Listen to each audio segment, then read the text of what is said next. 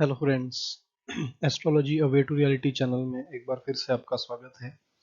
दोस्तों, आज हम बात करेंगे एक महान हिंदू संत और एक स्पिरिचुअल लीडर जो कि हिंदू धर्म का प्रचार उन्होंने काफ़ी किया और संसार से बाद में वो वैरागी हो गए। उनका नाम है रामकृष्ण परमहंस।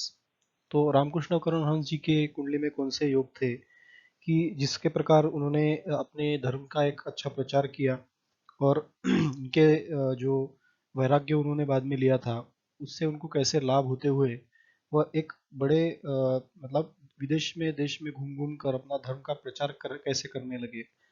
तो जानते हैं उनके कुंडली के कुछ योगों के बारे में। श्री रामकृष्ण परमहंस जी का जन्म 18 फरवरी 1836 को हुआ था और ये बंगाल में एक छोटा सा गांव है। तो वहाँ पे उनका जन्म होता है। उनकी जन्म कुंडली में लग्नेश शनि उच्च का होकर भाग्य और धर्म स्थान पर जाके बैठा हुआ है। तो जानते हैं उनके कुंडली में जो उनका लगन स्थान कैसा है और उनके कुंडली के योग कैसे हैं। तो ये है रामकृष्ण परमहंस जी की कुंडली। इनके लगन में हम देखेंगे तो चंद्र सूर्य बुध की युति है और लगन में हम देखेंगे कि धर्म भाव का स्वामी शुक्र जो है वो द्वितीय स्थान में जाकर उच्च का होकर बैठा हुआ है। तो धर्म स्थान का स्वामी शुक्र उच्च के होने से धार्मिक और ईश्वरीय जो ज्ञान था वो उनको महान रूप से प्राप्त हुआ था। जैसे कि हम देखते हैं कि धर्म भाव ये जो होता है ये नवम स्थान, इसे धर्म का स्थान कहते हैं। यहाँ पे तुला राशि है और तुला राशि का जो स्वामी है शुक्र वो जाके बैठा हुआ है कुटुंब के स्थान में, धन कुटुंब वाणी के स्थान में।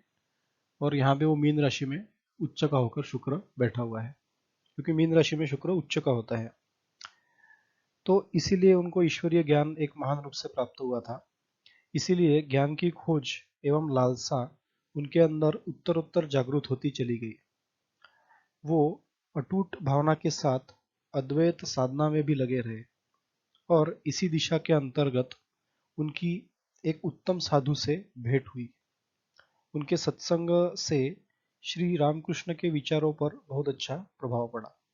तो इस धर्म के स्थान के स्वामी के उच्च के होने की वजह से और धर्म स्थान में बैठे हुए शनि के भी उच्च के होने की वजह से उनको एक अद्वितीय ज्ञान प्राप्त होता है और उनको एक बहुत अच्छे गुरु उनको मिलते हैं साधु के रूप में और उनके विचारों में एक प्रकार से बदलाव लाने का काम इससे होता है। तो श्री रामकृष्ण जी की शादी जो हुई वो 23 के वर्ष के आयु में हो गई थी। जैसे कि हम देखते हैं कि इनके शादी का स्थान का स्वामी जो है सूर्य, ये लगन में ही जाके बैठा हुआ है। तो शादी का योग तो यहाँ पे जरूर बनेगा और ये प्रेम संबंध संबंध भी दिखते हैं यहाँ पे क्योंकि शादी के मतलब पार्टनर के स्थान का स्वामी अगर खुद के स्थान में जाके बैठे या लगन के स्थान में जाके बैठे या फिर लगन का स्वामी सप्तम स्थान में बैठे तो ये लव मैरिज का योग कहीं ना कहीं यहाँ पे होता हुआ दिखता है। तो यहाँ पे मैरिज का योग इस सूर्य ने कंफर्म कर दिया। तो उनकी शादी जो होती है 23 के वर्ष आयु में होती है। उस समय मेष राशि पर गुरु चल रहा था और सप्तम में सूर्य कुंभ राशि पर था। सूर्य गुरु दोनों स्त्री स्थान को देख रहे हैं। जैसे कि हम देखते हैं कि सूर्य और गुरु जो है यहाँ पे वो स्त्री स्थान को देख रहे हैं।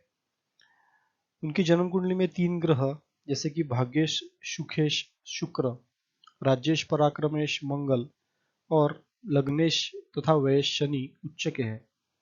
जैसे कि हमने देखा है यहाँ पे शुक्र उच्च का है, मंगल यहाँ पे उच्च का है और शनि उच्च का है। अब मंगल यहाँ पे जो इनका राज्य का पराक्रम स्थान का स्वामी है मंगल, तो वो भी 12वें घर में जाके उच्च का होकर यहाँ पे बैठा है जैसे कि शुक्र और शनि दोनों उच्च के हैं। गुरु की लग्न व लग्नेश पर पूर्ण दृष्टि पड़ रही है।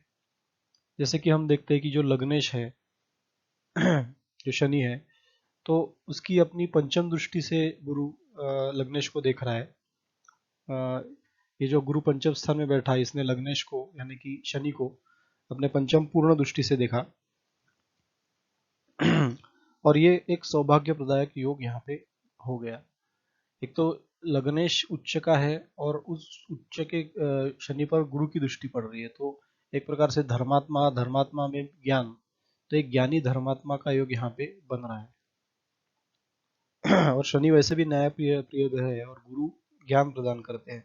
तो न्याय प्रियता के साथ ज्ञान का अर्जन करना और उसको लोगों तक पहुंचाना, ऐसा योग रामकृष्ण परमहंस जी के कुंडली में बन गया। लगन में सूर्य, चंद्र और बुध का बैठना मान सम्मान, प्रभाव, प्रतिष्ठा तथा ख्याति का सूचक है, जबकि बुध आयु की वृद्धि का भी सूचक है, क्योंकि वह अष्टमेश होकर लगन में मित्र क्षेत्री बैठा हुआ है।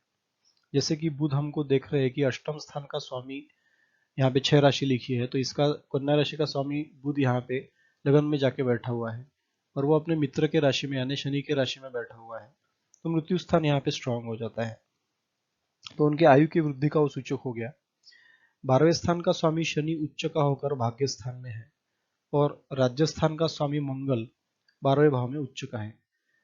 12वें भाव से बाहरी स्थानों का संबंध होता है, जैसे कि 12वां भाव जो होता है उससे हम कहते हैं कि फॉरेन लैंड्स, फॉरेन से संबंध, तो इनके उच्च के संबंध बाहरी स्थानों से जरूर बने रहेंगे, क्योंकि शनि एक तो उच्च के और मंगल भी वहां पे उच्च के जाके बैठे हुए हैं, तो बाहरी स्थानों से, विदेश स्थानों से लाभ होना और अच्छे संपर्क होना, ये योग यहाँ पे मंगल और शनि ने कंफर्म कर दिए।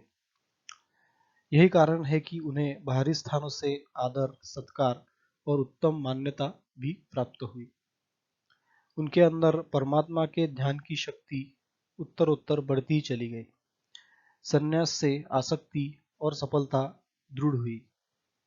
ईश्वरीय बल हमेशा लगन से नवम स्थान द्वारा प्राप्त होता है, जो रामकृष्ण जी की जन्म कुंडली में शनि और शुक्र से स्पष्ट है। इसके अतिरिक्त चौथे स्थान पर केतु और 10वें स्थान पर राहु बैठा हुआ है। इस कारण वह माता पिता के मोह या लालसा से वो कभी बंधे नहीं थे। वो हमेशा मतलब माता पिता से एक प्रकार से दूर होके रहे, या फिर उनसे एक प्रकार से एक मोह उनको जो है वो नहीं था। उनमें विरक्ति की भावनाएं प्रबल थी।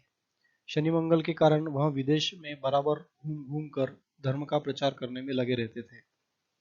धर्म का प्रचार करना ही उनके मूल मंतव्य था, उनके जीवन का एक उद्देश्य था। इसी कारण उनको महानता जो है वो प्राप्त होती है। तो कहीं ना कहीं ये जो शनि है, ये लगन का स्वामी उच्च का होकर धर्म स्थान में जाके बैठना या भाग्य स्थान में जाके बैठना, ये धर्म के प्रति रुचि बढ़ाएगा, ईश्वर के प्रति लगाव लगाएगा।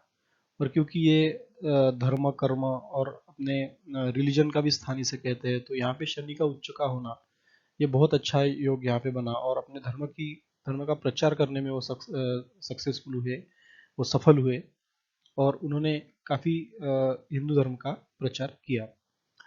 तो ये थी जानकारी रामकृष्ण परमहंस जी के कुंडली के बारे में। डेफिनेटली आप हमें बताइए वीडियो कैसा लगा, इसके बारे में सवाल भी आप हमें पूछ सकते हैं और साथ ही साथ हमारे चैनल को सब्सक्राइब करते रहिए ताकि रेगुलर अपडेट्स आपको देखने को, सुनने को मिले। Once again, thank you very much and see you again in the next video.